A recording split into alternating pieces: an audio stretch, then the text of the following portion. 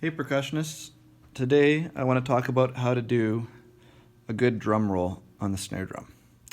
So what we're going to start with first is just the proper grip for our drumsticks. And so you can see I'm using a Vic Firth drumstick here, and it has a little American flag on there. And so a lot of our OV Jewett drumsticks have that. I'm going to place my thumb right over top of that American flag. That's kind of my target for my thumb. My other finger that I'm going to grip the thumb with is my index. Other than that, I have 3 fingers left. I want to do just a loose grip around that drumstick, not too tight and not too loose, but just kind of like that, so that the drumstick can move back and forth between the fingers and the palm, but it's not loose and it's not so tight that it can't move at all. So I'm going to go ahead and do that grip with both of my drumsticks. I'll show you what that looks like on the drum. So I've got my thumbs on the flag, index finger curling the other side, and then these ones, just a loose guide for the drumstick. Now on the drum, I play with my palms down, and I point the drumsticks sort of from the 5 o'clock and the 7 o'clock position, aiming towards this worn down part of the drum right here. So normally when I play, I would just hit the drum once,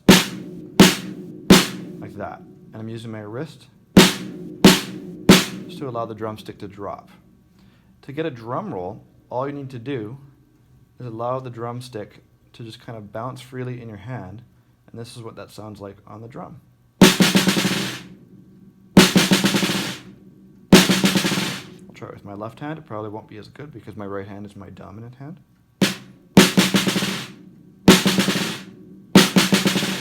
Just get the feeling for that, and then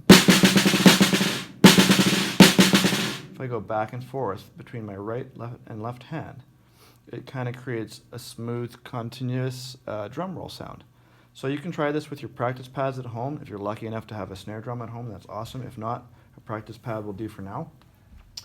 And so when I'm thinking about how to create a roll that sounds smooth and continuous, you just think about how fast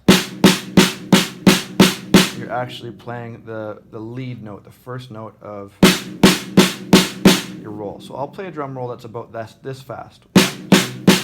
Just allowing the stick to drop. Here it is.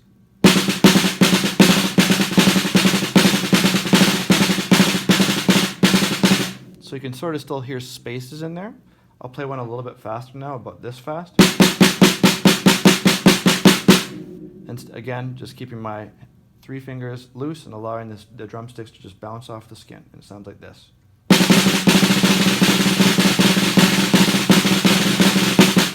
That's a little bit better. So I'm not thinking about playing as fast as I can using just my wrists like this. That's not going to sound good to anybody. It's just allowing the drumstick to bounce freely and playing no faster than that. So again, here it is. If you want a louder roll, you start from higher up and have a big bounce. If you want a quieter roll, you start from closer to the drum skin and have a smaller bounce. That's quiet. Here's an example of a loud one. Might want to turn your volume down.